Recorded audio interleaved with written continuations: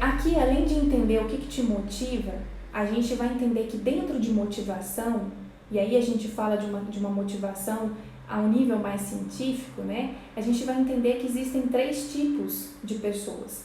Aquelas que se motivam por poder, e aí dentro de poder a gente vai ter aquele poder de influenciar as pessoas, mas também vai ter aquele poder que ele é egoísta e é narcisista, da pessoa que só busca o seu próprio poder ali dentro desse processo para se dar bem, mas tem aquele poder motivador que é de influenciar outras pessoas. Eu diria que em consultoria de RH é fundamental que você tenha o poder motivador de influenciar pessoas. Por quê? Influenciar de forma positiva. Influenciar aquela pessoa a buscar um processo de desenvolvimento, de aperfeiçoamento, de melhora, né, para aquela personalidadezinha ali. Então, eu diria que o poder egoísta e narcisista, que é o que muitas pessoas têm enquanto profissionais, é aquele que vai te travar em determinado momento. O outro motivador é aquele profissional que ele se motiva por associação. É aquele profissional que ele gosta de trabalhar em equipe, e eu estou fazendo essa leitura para vocês justamente por isso, porque em consultoria a gente vai identificar esses pontos dentro da empresa, tá? Então você vai identificar a pessoa que ela é motivada por poder influenciador ou por poder egoísta, você vai identificar a pessoa que é motivada por associação, que é aquele colaborador que gosta de trabalhar em equipe, que é aquele colaborador que gosta de estar sempre ali movimentando as pessoas, está sempre em grupo. E você vai ter aquele colaborador que ele é da realização. O que motiva ele é realizar, é resultado. É aquela pessoa que ela está ali, ela se encontra plena de sentido quando ela está entregando, ela está executando, ela é uma pessoa realizadora. Quando você entende que dentro das organizações existem esses 3 tipos de pessoas que se motivam por esse tipo de trabalho, de forma de trabalho, fica mais fácil também para você trabalhar aquele ambiente organizacional, porque você vai começar a compreender perfis ali dentro, tá? Então, e também para você é um profissional que se motiva por poder influenciador, por poder egoísta, já digo que para consultoria o poder egoísta não vai funcionar. Você é um profissional que se motiva por associação, por estar no meio de muitas pessoas, ou você é um profissional que se motiva por realização, né? Por entrega de resultados. Em consultoria, gente, é muito importante, se você não tem os 3, que você desenvolva. Por quê? Você precisa ter o poder influenciador, como eu mencionei, você precisa gostar de trabalhar no meio das pessoas, e quando a gente entra, às vezes um cliente pode ter 100, pode ter 50, pode ter 10, mas você precisa gostar de estar no meio dessas pessoas. E você precisa também ser realizador, porque em consultoria de RH a gente trabalha por entrega, por resultado.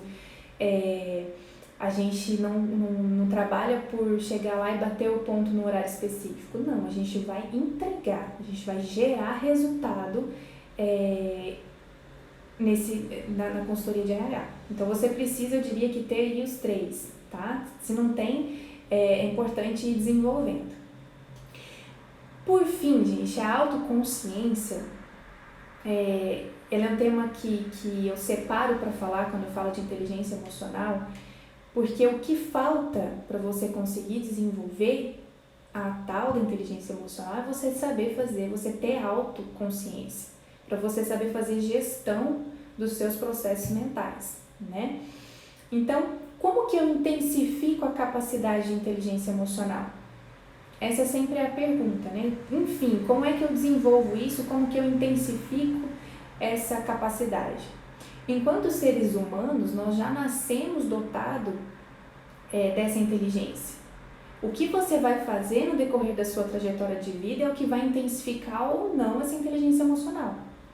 Mas nós somos seres racionais, né? E emocionais. Nós temos essa consciência que nos permite ser diferenciados dos demais animais, né?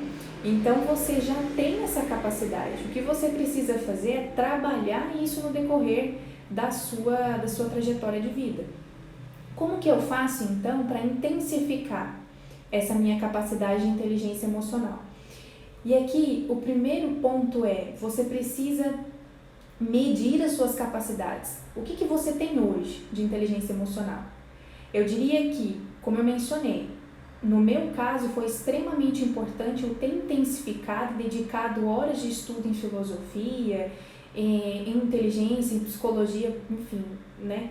Porque eu acredito que eu preciso ter uma base construída primeiro. Essa base sou eu preciso ter isso desenvolvido para depois eu receber aquilo que é do externo.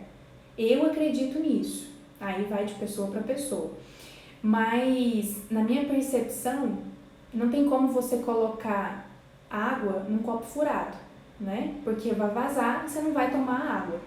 É a mesma coisa de você. Se você não trabalha você, não tem sólido, você vai colocar tudo que for de conhecimento, você vai se tornar aí como eu falei, um mestre, um doutor, não vai adiantar de nada, porque o copo está furado. Então você precisa primeiro trabalhar esse recipiente, que é você, para você poder receber o que vem do externo, né?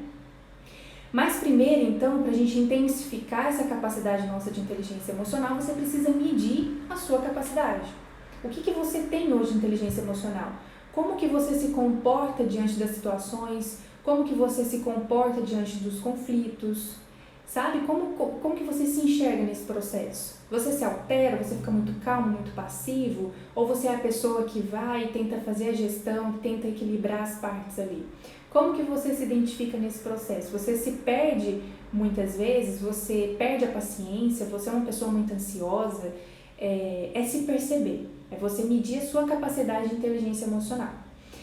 Depois é você pedir feedback para as pessoas que você confia, pessoas que você sabe que não vão te prejudicar com feedback, né? Então, pessoas que você valoriza, que você admira, você pedir feedback para essas pessoas para que elas classifiquem os seus comportamentos. E isso tem várias dinâmicas que a gente usa, né? Uma das formas é você pedir o feedback para pessoas que você valoriza, por escrito, dos seus comportamentos, mas como que você funciona, como que essa pessoa te percebe. Lembrando que sempre tem que ser de pessoas que você valoriza e de que você confia, tá? Essa é uma forma de você mensurar a sua capacidade de inteligência emocional. A outra forma você precisa se empenhar. E aí, gente, não é motivador, não é querer motivar e falar que você tem que ser sempre feliz. Mas você precisa se empenhar. Nada que você pegue para fazer, que você não dedique um tempo para aquilo, que você não dedique atenção, você consegue mudar, né? Se você tem um hábito, e aí aquela coisa que fazer errado já é um hábito que se tornou evidente na nossa vida, a gente sabe fazer isso com maestria, o que a gente precisa fazer é mudar esse processo. E eu só consigo fazer isso a partir do momento que eu me empenho. Isso é com dieta, isso é com exercício físico, isso é com qualquer processo, seja para você estudar, fazer uma pós-graduação, fazer um mestrado, fazer um doutorado, seja para você fazer conseguir um trabalho novo, tudo isso você precisa se empenhar, senão você não vai conseguir. Para a inteligência emocional é a mesma coisa, né? Lembrando que ela sempre vai te possibilitar atingir os seus objetivos, os seus desejos aí. Você precisa tornar-se prático. E o que é isso? Primeiro são os ensaios mentais. Você quer tomar uma nova atitude na sua vida? Você é psicólogo e você quer se tornar um consultor de RH? Porque a gente tem formas infinitas de ganho, seja financeiro, ou seja prosperidade na sua vida mesmo como um todo. Você precisa tornar isso um hábito na sua vida e se empenhar para que isso aconteça. Tornando isso prático, ou seja, a partir dos seus ensaios mentais, e aí a gente vê que no caso de atletas, por exemplo, eles repetem várias vezes um movimento mentalmente, porque isso ajuda, intensifica a capacidade de mudança. E isso é muito importante que a gente leve também para a nossa vida, no nosso dia a dia, tá? Então, tornar isso prático depois do ensaio mental é você começar a operacionalizar essa mudança.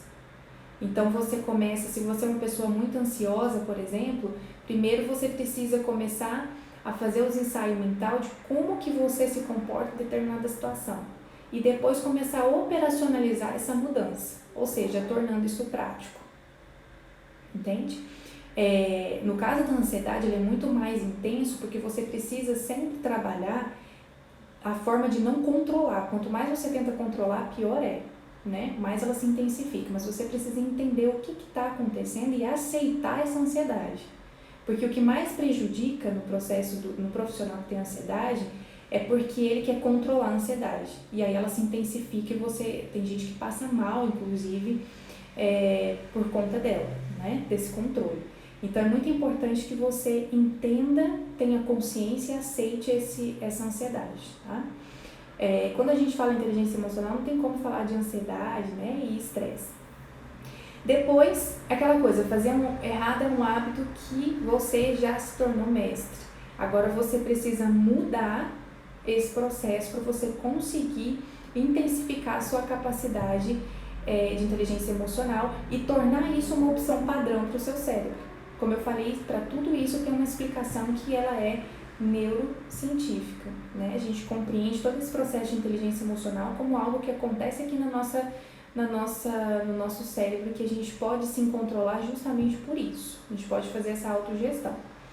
E o segredo disso tudo é a repetição. A partir do momento que você se compreende, você sabe como você se comporta em determinada situação, você consegue fazer a autogestão desses processos, você precisa repetir isso constantemente, porque é isso que vai te ajudar a intensificar a sua capacidade de inteligência emocional.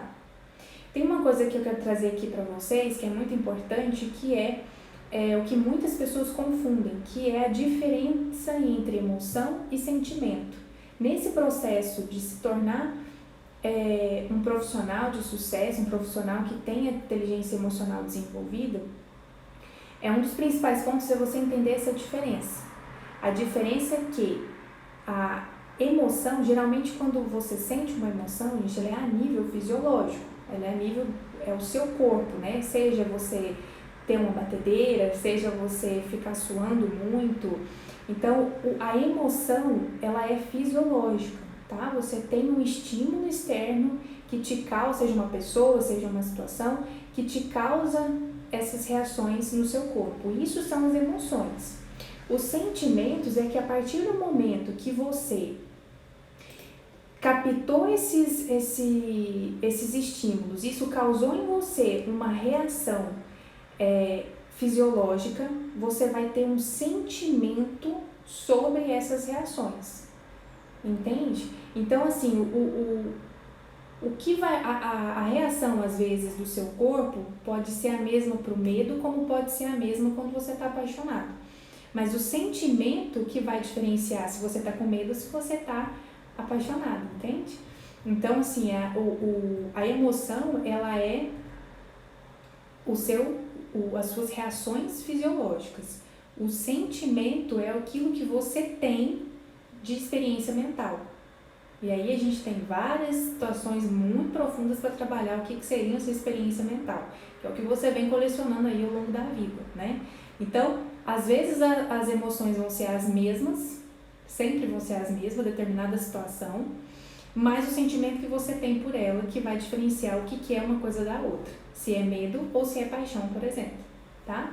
Importante inteligência emocional saber essa diferença entre uma coisa e outra. Gente, é isso por hoje. A intenção era trazer inteligência emocional dentro do contexto da consultoria de RH, mas como eu falei, isso vale para inúmeras profissões, vários profissionais, seja na área profissional, seja na sua vida pessoal, que seja principalmente na sua vida pessoal, para que você consiga, como eu mencionei, você precisa ser um cálice preparado para receber o que vem do externo, tá? Então, desenvolver essa capacidade é muito importante. A gente pode trabalhar depois aí os 5 pilares da inteligência emocional, mas esse é o meu forte, na verdade. Eu trabalho muito com o 3E, que é engajamento, emoção e evolução, e falar de inteligência, falar de evolução sem falar de inteligência emocional é impossível, né? Então, é isso que eu tinha para trazer para vocês hoje. Desejo aí um ótimo dia e é isso. Obrigada pela presença de todos, para quem vai assistir depois também. Um beijo e até mais.